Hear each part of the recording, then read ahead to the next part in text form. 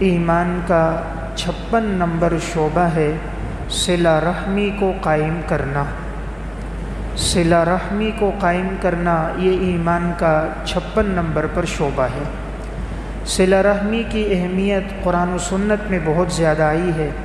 اللہ رب العزت قرآن کریم میں ارشاد فرماتے ہیں فَهَلْ عَصَيْتُمْ إِن تَوَلَّيْتُمْ أَن تُفْسِدُوا فِي الْأَرْضِ وَتُقَطِّعُوا أَرْحَامَكُمْ، کیا یہ بات ہے کہ تم میں سے اگر کسی کو ذمہ داری دے دی جائے تو کیا تم لوگ زمین میں فساد کرو گے اور رشتوں ناتوں کو تم لوگ کاٹ دو گے؟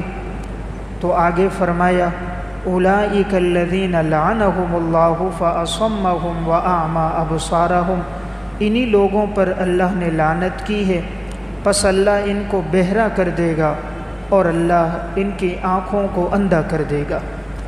قرآن کریم کی اس آیت میں اللہ تعالیٰ نے ایمان والوں کو اس بات کا حکم دیا کہ تم اپنے آپ کو قطع رحمی سے بچاؤ۔ صلہ رحمی اسے کہا جاتا ہے کہ خونی رشتوں کو برقرار رکھا جائے۔ انسان کا جس کے ساتھ خونی رشتہ ہو، چاہے والد کی طرف سے ہو، والدہ کی جانب سے ہو، تو اپنی رشتہ داریوں کو برقرار رکھنا، رشتہ داروں کے ساتھ حسن سلوک سے پیش آنا، ان کی سخت باتوں کو برداشت کرنا اور ان کی خوشی اور غم میں شریک ہونا، یہ شریعت کا حکم ہے۔ اللہ رب العزت نے قرآن کریم میں ارشاد فرمایا والذین ینقضون عہد اللہ من بعد میثاقہ، کہ وہ لوگ جو اللہ کے وعدوں کو توڑ دیتے ہیں پختہ کرنے کے بعد، وَيَقْطَعُونَ مَا أَمَرَ اللَّهُ بِهِ أَن يُوصَلَ، اور وہ توڑتے ہیں جس کے بارے میں اللہ نے حکم دیا تھا کہ اسے جوڑا جائے، وَيُفْسِدُونَ فِي الْأَرْضِ، اور وہ لوگ زمین میں فساد کرتے ہیں، أُولَئِكَ لَهُمُ اللَّعْنَةُ وَلَهُمْ سُوءُ الدَّارِ، انہی لوگوں پر اللہ کی طرف سے لعنت ہے اور ان کے لیے برا ٹھکانہ ہوگا۔ تو اللہ تعالیٰ نے قرآن کریم کی اس آیت میں فرمایا کہ جو لوگ توڑتے ہیں ان رشتوں کو جن کو جوڑنے کا حکم ہوا ہے، تو معلوم ہوا جو رشتوں کو توڑیں گے ان کے بارے میں سخت وعید ہے کہ ان پر اللہ کی لعنت ہے اور ان کے لیے برا ٹھکانہ ہوگا، جہنم کا ٹھکانہ۔ احادیث مبارکہ میں بھی نبی اکرم صلی اللہ علیہ وسلم نے صلہ رحمی کی بڑی تاکید بیان فرمائی۔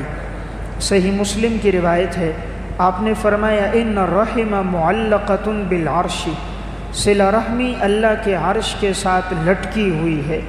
تقول، اور صلہ رحمی کہتی ہے من وصلنی وصلہ اللہ، جو مجھے جوڑے گا اللہ بھی اس کو جوڑے گا، ومن قطعنی قطعہ اللہ، اور جو مجھے توڑ دے گا اللہ بھی اس کو توڑ دے گا۔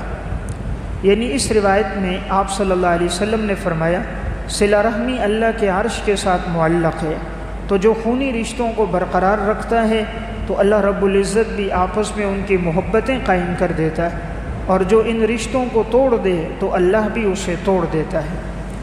نبی اکرم صلی اللہ علیہ وسلم نے ارشاد فرمایا کہ اللہ رب العزت نے ارشاد فرمایا، اسے حدیث قدسی کہتے ہیں۔ حدیث قدسی کا مطلب کہ اللہ رب العزت اگر کوئی بات بیان فرمائیں اور اس کا تذکرہ آپ صلی اللہ علیہ وسلم نے احادیث میں کیا ہو اور نسبت اللہ کی جانب کی ہو تو وہ حدیث قدسی کہلاتی ہے۔ تو اللہ رب العزت فرماتے ہیں انا الرحمن، میں رحمان ہوں، انا خلقت الرحمہ، اور میں نے ہی صلہ رحمی کو پیدا کیا ہے، شققت لها اسما من اسمی، اور میں نے صلہ رحمی کو اپنے نام سے مشتق کیا ہے۔ رحمان کا جو مادہ ہے وہ رحم ہے، تو گویا صلہ رحمی اللہ کے نام رحمان سے مشتق ہے، یعنی اس کا کے الفاظ کو ملا کر اسے ملایا گیا ہے۔ تو رحمان کا جو مادہ ہے وہ را ہا میم ہے، صلہ رحمی کا مادہ بھی یہی ہے۔ فرمایا فمن وصلہا وصلتہ، جو اسے ملائے گا تو میں اللہ فرماتے میں بھی اسے ملاؤں گا، ومن قطعہا بتتہ، اور جو اسے توڑے گا تو میں بھی اس کو توڑ دوں گا۔ تو یہ سنن ابی داؤد کی روایت ہے۔ اس حدیث میں اللہ رب العزت نے فرمایا کہ صلہ رحمی میرے نام سے مشتق ہے، جو اس کو باقی رکھے میں اسے باقی رکھوں گا، اور جو اس کو توڑ دے تو میں بھی اس کو توڑ دوں گا۔ صحیح بخاری کی روایت ہے، حضرت میمونہ رضی اللہ تعالی عنہ نبی اکرم صلی اللہ علیہ وسلم کی اہلیہ ہیں۔ ایک موقع پر انہوں نے اپنی باندی کو آزاد کر دیا۔ آپ صلی اللہ علیہ وسلم کو خبر ملی، آپ نے فرمایا کہ اگر تم اپنی یہ باندی اپنے ماموؤں کو دے دیتی تو تمہیں ڈبل اجر ملتا، ایک اجر آزادی کا اور ایک اجر صلہ رحمی کا، یعنی تمہیں اللہ دگنا اجر دے دیتا اگر تم اپنے ماموؤں پہ خرچ کر لیتی۔ تو معلوم ہوا اپنے عزیز و اقارب کے ساتھ اچھا تعلق رکھنا، ان پہ خرچ کرنا، اس کے ذریعے انسان ڈبل اجر کا مستحق ہو جاتا ہے۔ صحیح بخاری کی روایت ہے، حضرت اسماء رضی اللہ تعالیٰ عنہ جو ابو بکر صدیق رضی اللہ تعالیٰ عنہ کی بیٹی ہیں، ان کی والدہ مشرکہ تھی۔ ایک موقع پر وہ ان کے پاس آئیں اور ان سے مالی معاونت چاہی کہ تم میرے ساتھ تعاون کرو۔ انہوں نے آپ صلی اللہ علیہ وسلم سے پوچھا کیا میں اپنی والدہ کے ساتھ تعاون کر سکتی ہوں حالانکہ وہ غیر مسلم ہے؟ آپ صلی اللہ علیہ وسلم نے فرمایا تم اپنی والدہ کے ساتھ صلہ رحمی کو قائم رکھو، یعنی ان کے ساتھ تم تعاون کرو۔ تو اس حدیث سے معلوم ہوا کہ اگر والدین غیر مسلم بھی ہوں تب بھی ان کے ساتھ شریعت کا حکم ہے کہ صلہ رحمی کو قائم رکھا جائے۔ صحیح مسلم کی روایت ہے، رسول اللہ صلی اللہ علیہ وسلم سواری پر بیٹھے سفر میں جا رہے تھے، سامنے سے ایک دیہاتی شخص آیا اور اس نے آ کر آپ کی سواری کی لگام پکڑ لی۔ آپ صلی اللہ علیہ وسلم ٹھہر گئے۔ اس نے کہا یا محمد اخبرنی بما یقربنی من الجنہ، مجھے ایسے اعمال کے بارے میں بتائیے جو مجھے جنت کے قریب کر دیں، ویباعدنی عن النار، اور مجھے جہنم سے دور کر دیں۔ آپ صلی اللہ علیہ وسلم نے 4 باتوں کا تذکرہ فرمایا نمبر 1 تعبد اللہ ولا تشرک بہ شیئا، تم اللہ کی عبادت کرو اور اللہ کے ساتھ کسی کو شریک نہ ٹھہراؤ۔ نمبر 2 وتقیم الصلاۃ، نماز کو قائم کرو۔ نمبر 3 وتؤتی الزکوٰۃ، زکوٰۃ ادا کرو۔ نمبر 4 وتصل الرحم، صلہ رحمی کو قائم کرو۔ تو حضور نے 4 باتیں بیان فرمائیں کہ یہ وہ اعمال ہیں جو انسان کو جنت کے قریب کریں گے اور جہنم سے دور کریں گے۔ تو ان اعمال میں ایک عمل کون سا ہے؟ صلہ رحمی کو قائم کرنا۔ شریعت نے قطع تعلقی سے منع فرمایا۔ رسول اللہ صلی اللہ علیہ وسلم نے ارشاد فرمایا لا يدخل الجنت قاطع، قطع تعلقی کرنے والا جنت میں داخل نہیں ہوگا۔ تو اس سے معلوم ہوا یہ اتنا بڑا گناہ ہے کہ آپ صلی اللہ علیہ وسلم نے ایسے شخص کے بارے میں فرمایا کہ وہ جنت میں نہیں جائے گا جو رشتوں ناتوں کو توڑنے والا ہو۔ سنن نسائی کی روایت ہے، رسول اللہ صلی اللہ علیہ وسلم نے ارشاد فرمایا ان الصدقۃ علی المسکین صدقۃ، اگر کوئی آدمی مسکین پہ خرچ کرے اسے صدقے کا ثواب ملتا ہے۔ وعلی ذی الرحم اثنتان، اور اگر کوئی اپنے رشتہ داروں پہ خرچ کرے تو اسے دگنا ثواب ملتا ہے۔ نمبر 1 صدقۃ، صدقہ کرنے کا ثواب، وصلۃ، نمبر 2 صلہ رحمی کا ثواب، یعنی عام غریب پہ خرچ کرو ایک ثواب ملے گا، اور اگر اپنے رشتہ داروں پہ کوئی خرچ کر دیں آپ نے فرمایا اللہ اس کو دگنا ثواب دے گا۔ اس لیے ہمیں چاہیے اگر ہمارے رشتہ داروں میں عزیز و اقارب میں کوئی مستحق ہو تو انسان اس پہ خرچ کریں، تو جہاں صدقے کا ثواب ملے گا وہاں صلہ رحمی کا ثواب بھی ہوگا۔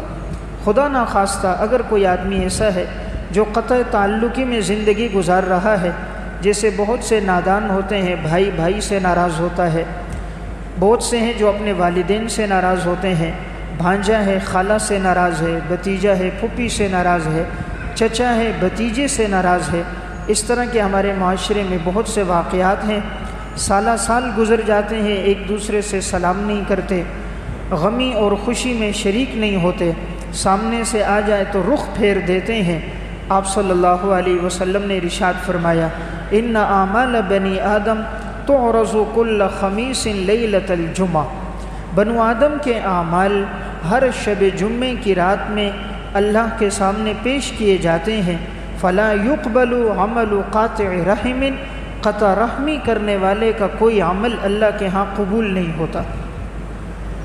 آپ نے فرمایا کہ شب جمعہ میں اللہ کے ہاں اعمال پیش ہوتے ہیں، لیکن اگر کوئی رشتے ناتوں کو توڑنے والا ہے تو تو اس کا کوئی عمل اللہ کے ہاں قبول نہیں ہوتا۔ تو اگر ایک آدمی عبادت بھی کرے اور اللہ کے ہاں قبول نہ ہو، صدقہ کرے قبول نہ ہو، تلاوت قبول نہ ہو، تو یہ بڑی محرومی کی بات ہے۔ اس لیے صلہ رحمی کو قائم رکھنا چاہیے۔ تو مسند احمد کی اس روایت سے پتہ چلا کہ اگر کوئی انسان قطع تعلقی میں زندگی گزارے گا تو اس کے اعمال اللہ کے ہاں قبول نہیں ہوں گے۔ اس لیے انسان کو چاہیے خود آگے بڑھے اور رشتے ناتوں کو باقی رکھے۔ یہ بات اگرچہ انسان کے نفس پہ بہت گراں ہے، لیکن اجر و ثواب بہت زیادہ ہے کہ اگر کسی سے قطع تعلقی ہے اور وہ خود جا کر اس سے ملتا ہے، مصافحہ کرتا ہے، سلام دعا کرتا ہے، نفس پہ تو بہت بھاری ہوگا لیکن اللہ اس سے راضی ہوگا۔ شیطان اس پہ راضی ہوتا ہے کہ جب تک وہ خود نہ آئے میں اس کو معاف نہیں کروں گا، وہ میرے گھر پر آئے، مجھ سے معافی مانگے، جب تک یہ نہ ہو آپ اس کو معاف نہ کرو۔ اسلام یہ درس دیتا ہے جو آپ سے ناراض ہے آپ خود آگے بڑھ کر جاؤ۔ کسی نے ہمیں اتنی اذیتیں نہیں دی جتنی اذیتیں آپ صلی اللہ علیہ وسلم کو دی گئی۔